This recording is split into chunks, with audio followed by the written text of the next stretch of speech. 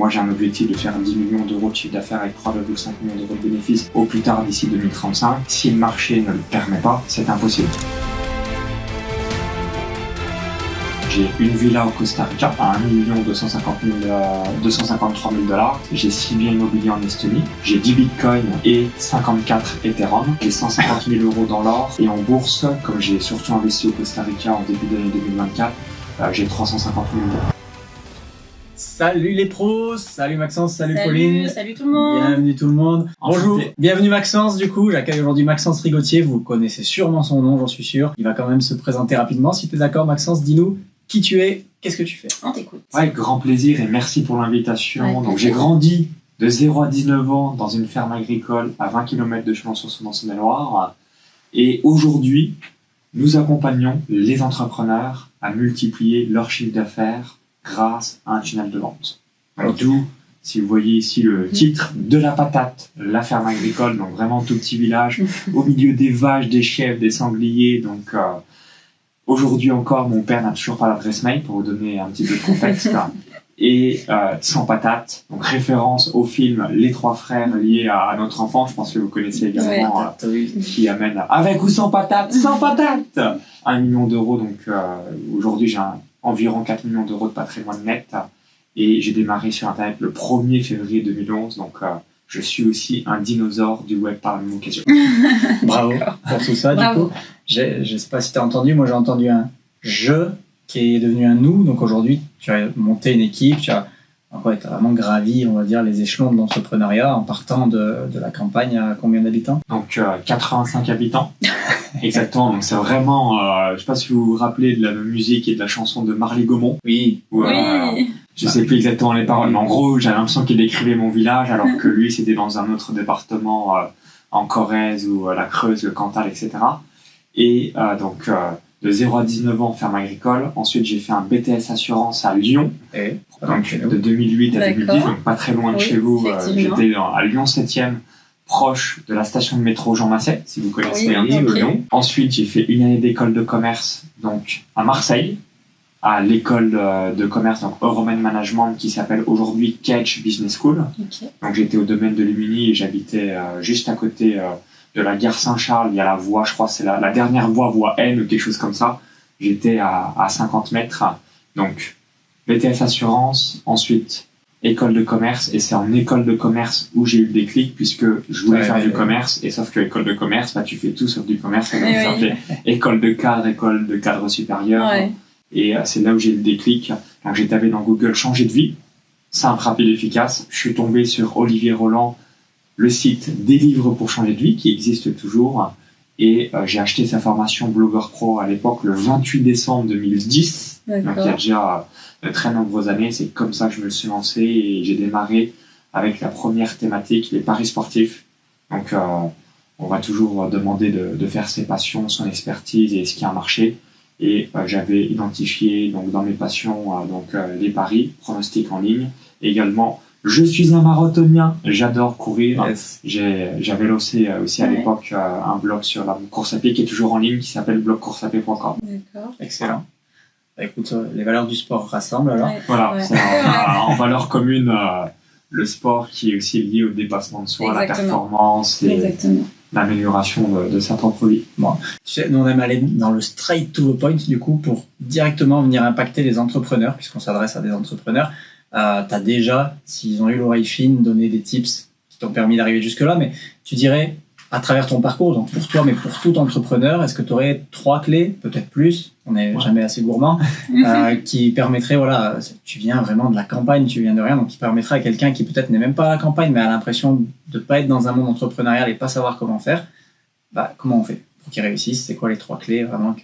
Ouais, avec grand plaisir. Donc, les conseils que je donnerais, ça serait les conseils que je donnerais à Maxence avant le 1er février 2011, et notamment pour aller chercher le plus rapidement possible son premier million. On sait que c'est évidemment la chose la plus dure. Donc, première casquette, première identité à avoir, c'est l'identité de rêveur. Donc, qu'est-ce que c'est l'identité de rêveur? C'est la vision, la mission et les valeurs de l'entreprise. Donc, c'est vraiment faire ce travail qui est très challengeant si notamment on n'est pas un artiste ou un créatif de qu'est-ce que je veux dans 10 ans, dans 15 ans, dans 20 ans pour pouvoir l'accomplir. Donc rappelez-vous, vision, mission et valeur de l'entreprise. Donc ça, c'est la première casquette. Ensuite, la deuxième, c'est l'identité de comptable.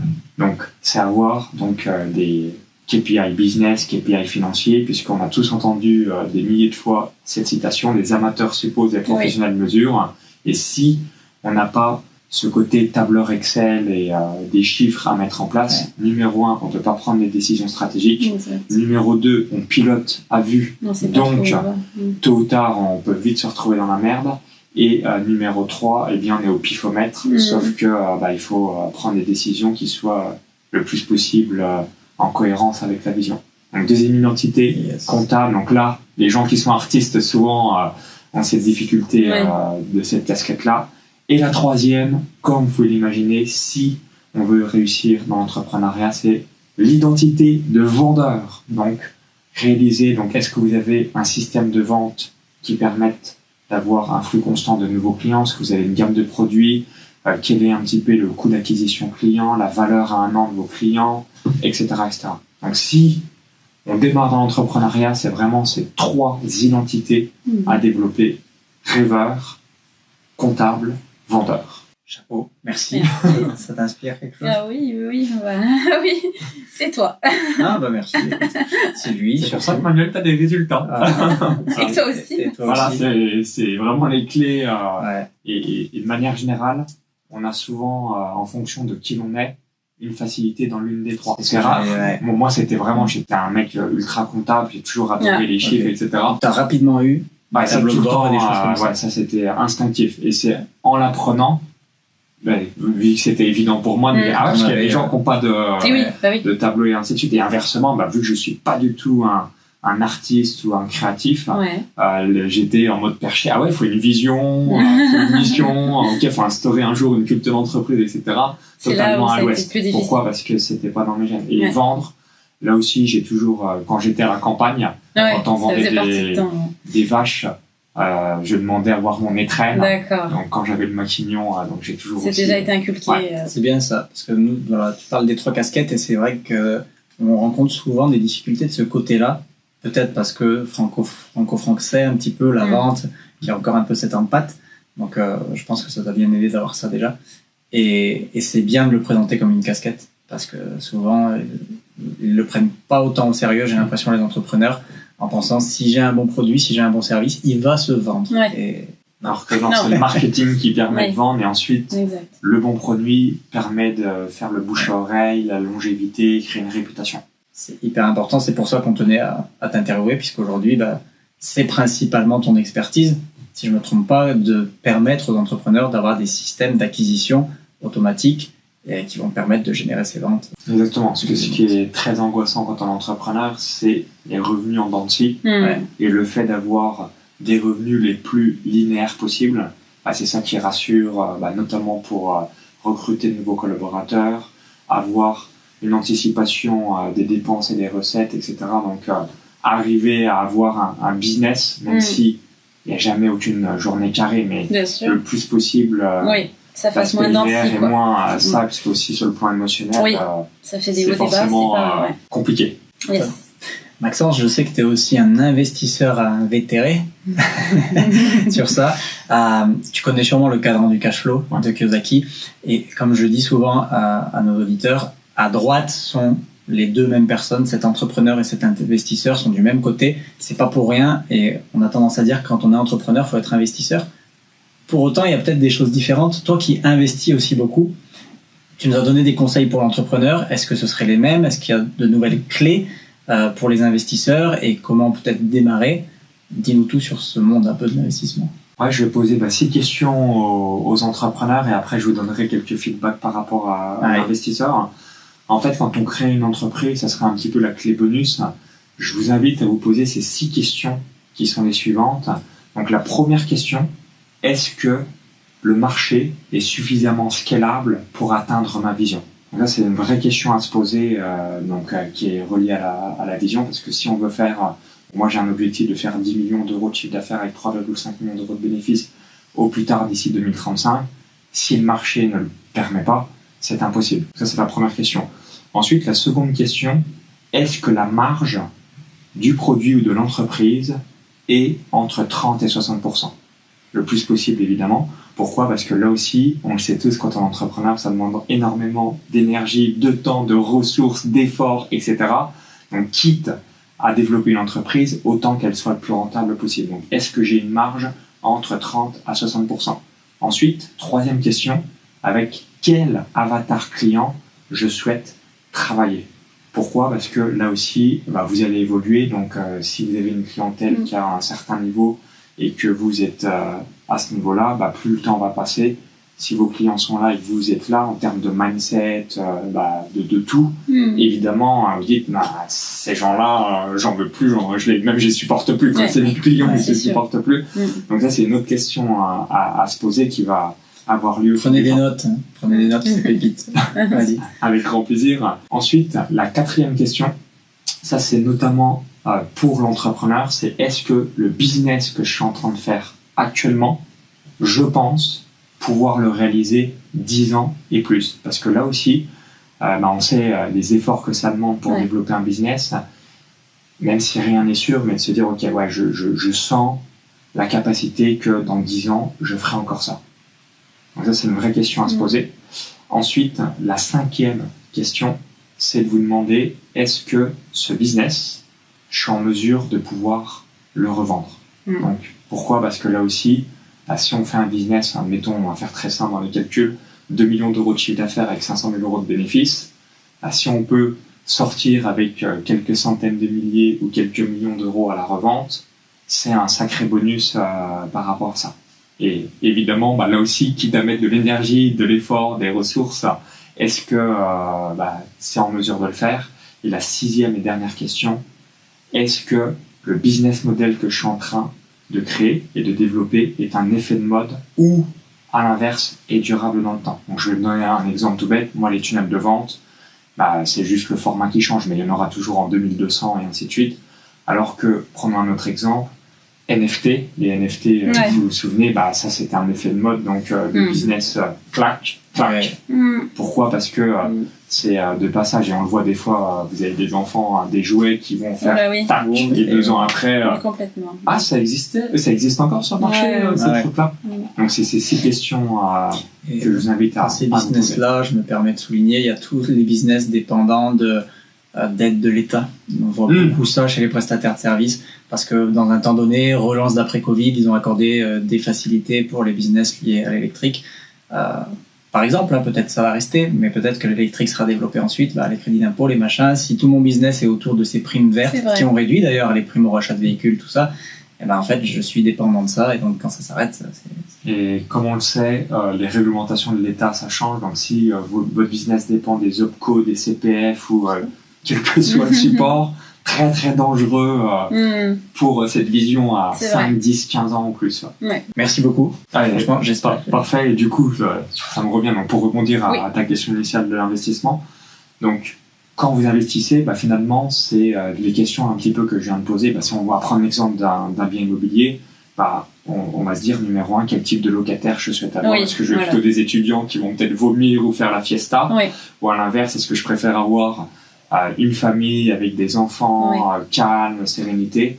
Donc, c'est vraiment la même analogie à avoir en tête, notamment sur l'immobilier, c'est qu'est-ce que je veux exactement pour ensuite savoir quelle est la rentabilité, le cash flow, le patrimoine que je veux faire. Donc, voilà, c'est la même analogie. Plutôt penchant immobilier, du coup, Maxence? Alors, moi, à la base, ce que c'est une remarque que tu m'avais dit avec Pauline hors podcast. De manière générale, il y a les investisseurs IMO et les investisseurs d'autres actifs, bourse, crypto, ainsi de suite. Et comme vous savez, la théorie du et au lieu de la tyrannie du ou, moi je suis pour les deux. J'ai un petit peu plus d'immobilier, mais qui est uniquement à l'étranger. Et pour moi, en fait, ce que j'aime bien, c'est que numéro 1, bourse, crypto, or, là, n'importe qui peut investir avec 50 ou 100 euros sans vraiment tirer. Presque, on va être riche et libre financièrement avec ces sommes-là. La réponse est non, mais en gros, on peut le faire, c'est accessible à n'importe qui, à n'importe quel montant, donc ça, c'est ce que j'apprécie. L'immobilier, le seul inconvénient, c'est que soit il faut un apport, ou soit, s'il faut pas un apport, il faut une situation particulière, et on va pas acheter un bien à 3000 balles. Oui. Tu vois, même une place de parking sera plus chère, on etc. est dans les centaines de mille, voire les millions assez vite. Donc, du coup, voilà, c'est deux distinctions que je réaliserai.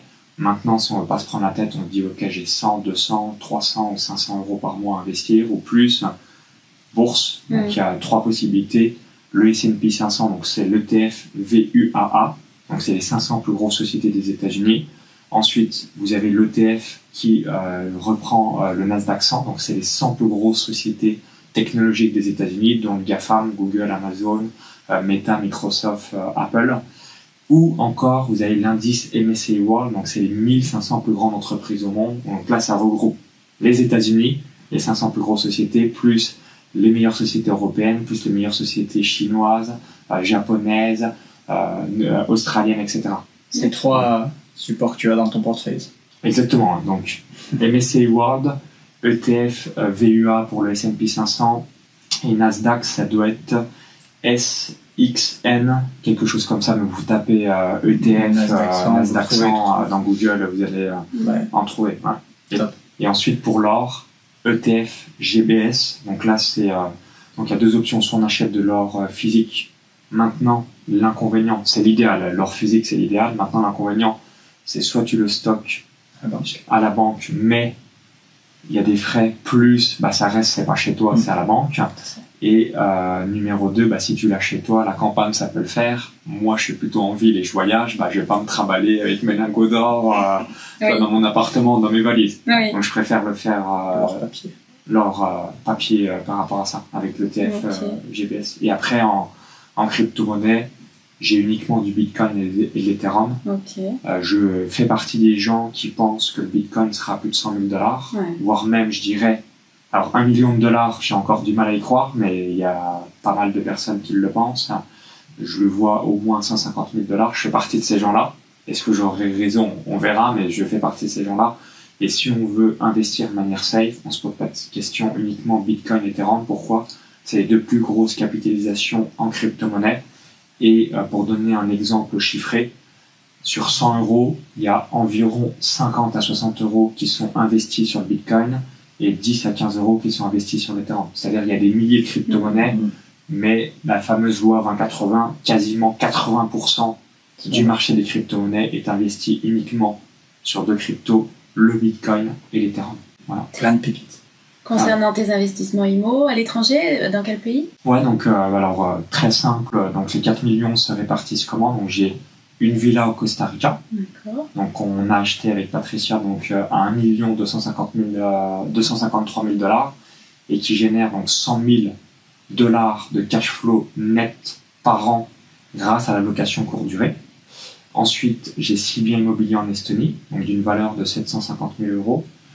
Qui ont été achetés en 2018-2019 à 500 000 €, donc qui génèrent 30 000 € de cash flow positif par an, donc 2 500 € par mois. Et j'ai 425 000 € à Dubaï avec d'autres entrepreneurs français en investissant aux côtés de Max Piccinini à une renta de 25%. J'ai 10 bitcoins et 54 Ethereum. Donc j'ai globalement environ 1 million d'euros, ça dépend. Voilà, vous regardez le cours, parce que ça évolue pas mal. Par rapport à ça, j'ai 150 000 € dans l'or. Et en bourse, comme j'ai surtout investi au Costa Rica en début d'année 2024, j'ai 350 000 €. Voilà, et ensuite, j'ai 100 000 € de trésor. Donc moi, ma philosophie, c'est être en mesure d'expliquer en 30 secondes à 1 minute mon patrimoine. Et c'est exactement la même chose pour mon business. Si je suis en mesure de l'expliquer en 30 secondes à 1 minute, et c'est un exercice que je vous invite à faire, ça veut dire que c'est simple, rapide et scalable en quelque sorte. Si à l'inverse, il y en a de partout, soit vous êtes dispersé et même ça peut vous créer de l'anxiété en quelque sorte, de se dire où est-ce que j'ai mis mon fric ou qu'est-ce que je dois faire pour plus être one thing, simplifié au lieu d'en avoir un petit peu partout. Yes. Et du coup, tu nous l'as fait pour le patrimoine et l'entreprise en 30 secondes. Alors, l'entreprise, donc la vision, donc comme je l'ai évoqué, donc 10 millions d'euros de chiffre d'affaires. Donc on a 3 leviers majeurs. Le premier, c'est d'avoir 1000 entrepreneurs par an qui achètent donc tunnel de vente ou la version BIS tunnel de vente express, donc qui est entre 5 000 à 10 000 €. Donc 1000 fois 5000, ça fait 5 millions. Et ensuite 2 mastermind, donc à 20 000 euros.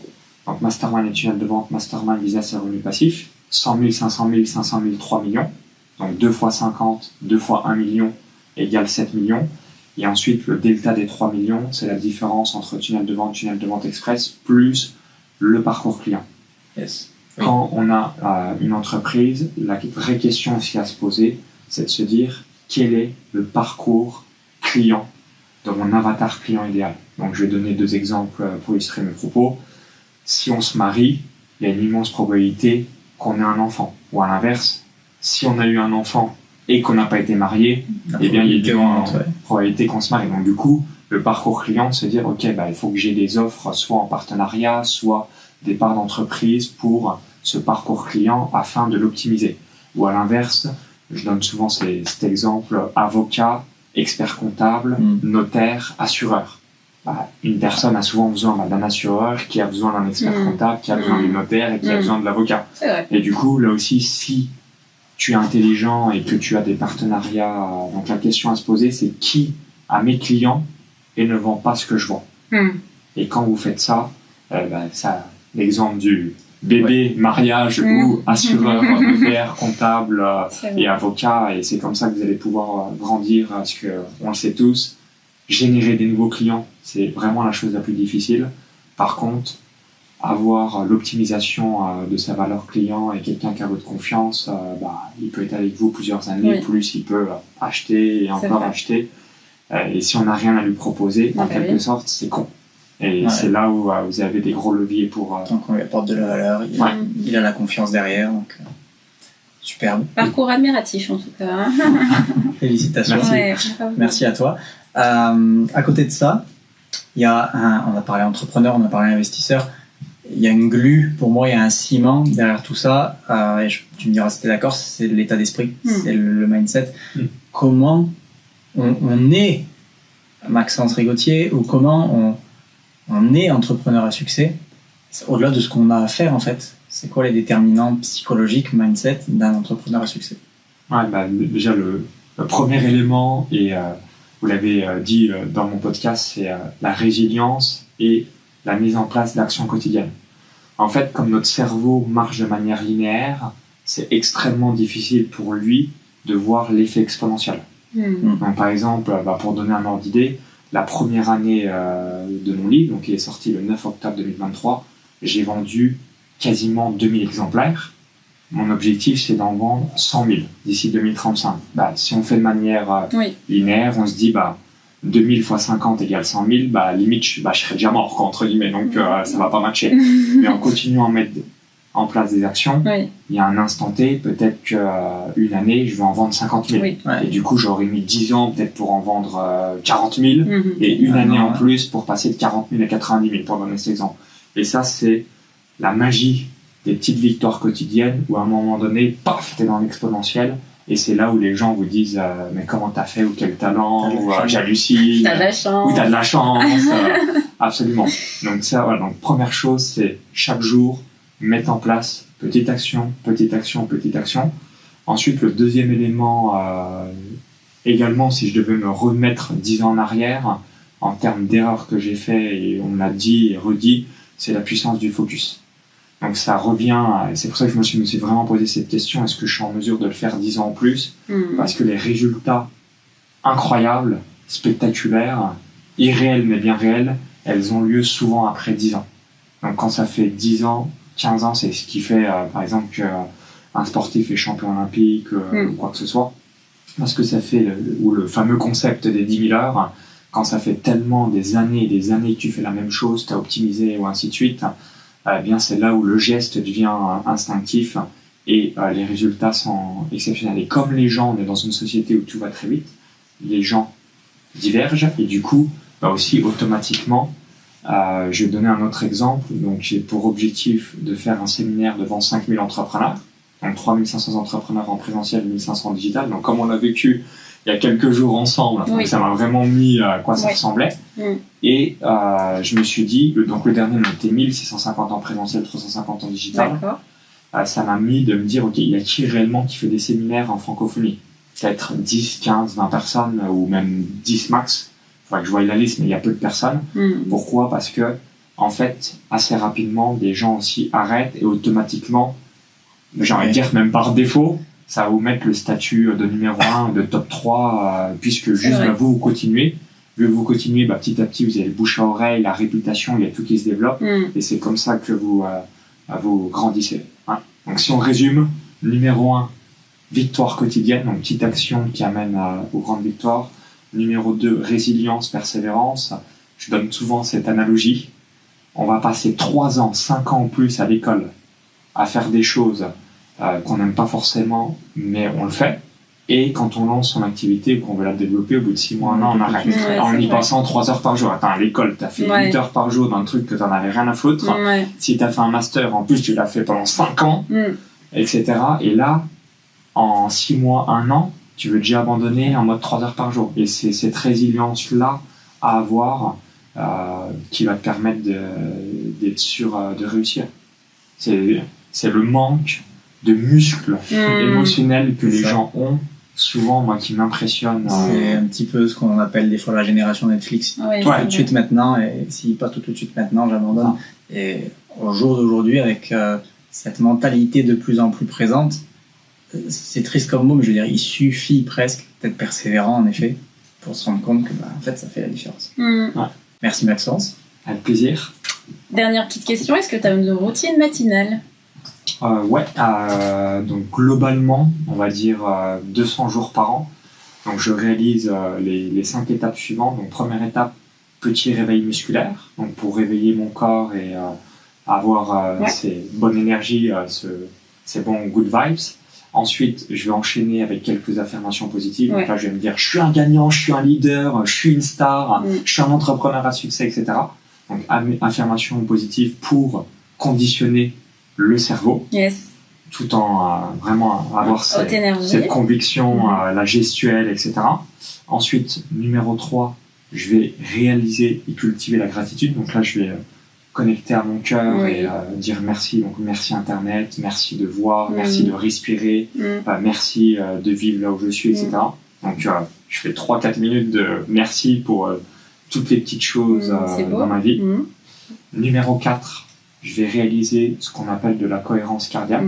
C'est-à-dire là, je vais m'apaiser 1, 2 ou 3 minutes où je vais faire quelques respirations. Ça fait du bien ça. Je vais en faire 10, 15, 20.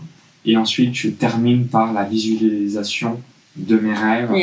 Donc souvent, je me mets à peu près 3 rêves pro et 3 rêves perso pour les relire. Donc ça va dépendre, mais c'est 10-15 minutes. Plus c'est long, plus la probabilité de le faire est faible. Donc c'est pour ça que je le fais. C'est vrai. Si j'avais un rituel de 1h30, c'est pas possible. Je le fais pas. Donc c'est vraiment petit. Même parce que je suis résident en Estonie, donc quand l'hiver il caille, je vais juste faire 3 montées. On est au 7e étage avec mon épouse. Montée descente d'escalier, petit réveil musculaire. Ensuite rapidement, comme je viens d'évoquer, cultiver la gratitude, les affirmations positives, la petite cohérence cardiaque. Et la visualisation. Et Maxence, là on a besoin d'un élément banger, j'ai envie de dire, parce qu'il y en a sûrement qui écoutent, qui disent ouais mais il doit se faire prendre pour un fou, je vais me faire prendre pour un fou si on me voit dans la cage d'escalier monter descendre, etc. Tu t'es déjà dit ça et pourquoi tu le fais quand même? Parce qu'en fait quand tu prends la perspective, tu te mets 50 ans plus tard, genre t'as 80 balais, 90 ans, 100 ans, tu te dis est-ce que j'en ai à foutre ce que les gens pensent de moi? Et la réponse est non. Donc c'est vraiment important, et ce qui est top aussi, c'est que ça fait travailler la peur du regard de l'autre, la peur du jugement, la peur de la critique, etc. Et c'est prouvé, ça marche. Et c'est de le faire, et plus le temps passe, plus vous allez la travailler, et moins elle sera présente. Bravo Maxence, merci beaucoup. Maxence Rigotier, du coup, de la patate à 100 patates, pour ce qui est de son livre, où vraiment il a mis des pépites dedans, mais surtout on vous laisse, et des patates aussi, on vous laisse surtout un lien en dessous, puisque Maxence, il a cette passion de transmettre ce qui a marché pour lui, ce qui l'a amené à des millions, à d'autres entrepreneurs. Donc on vous met un lien pour un audit avec un des coachs de Maxence, tu pourras peut-être nous en dire plus, dans lequel potentiellement il pourra vous aider à créer votre système, que ce soit tunnel de vente, que ce soit business en général, à créer votre système propulser cette entreprise qui est la vôtre. Ouais, absolument. Donc, si vous souhaitez développer votre clientèle ou encore avoir un flux constant que j'évoquais tout à l'heure pour avoir des revenus moins en dents de scie, le tunnel de vente sera le meilleur véhicule pour vous pour multiplier votre chiffre d'affaires. Donc, j'ai envie de vous poser la question suivante. Est-ce qu'aujourd'hui, vous avez un système d'acquisition client de manière stable et durable dans le temps? Si la réponse est oui, optimisez-le. Si la réponse est non, comme 90 à 95% des entrepreneurs, je vous invite à saisir votre audit offert. Donc, c'est avec un coach business et tunnel de vente. J'en ai plusieurs, mais voilà, vous en aurez un. Ils sont tous top, évidemment. Et comme ça va vous permettre de prendre conscience de, OK, là, j'ai un trou dans ma raquette, il y a une fuite dans le business. Comment on peut réajuster cette fuite pour qu'elle n'existe plus? Et surtout, que vous puissiez avoir un flux constant de nouveaux clients, parce que quand on est entrepreneur, on a tous envie d'impacter davantage de clients et de contribuer positivement dans leur vie. Donc là, ça sera un bon nouveau point de démarrage pour aller au palier suivant. Donc saisissez, c'est 100% gratuit, on peut pas faire mieux que le gratuit, donc prenez. Laissez pas cette vidéo être une vidéo de plus dans votre pipeline de scroller. Vraiment saisissez l'opportunité. Si on a accueilli Maxence aujourd'hui, c'est parce qu'on a vu la valeur derrière. Merci beaucoup Maxence. Merci Maxence. Avec plaisir. Et merci au nom de tous ceux qui cliqueront sur ce lien et qui ont fait la bonne décision. Merci Maxence, merci à très vite. À très vite. Ciao.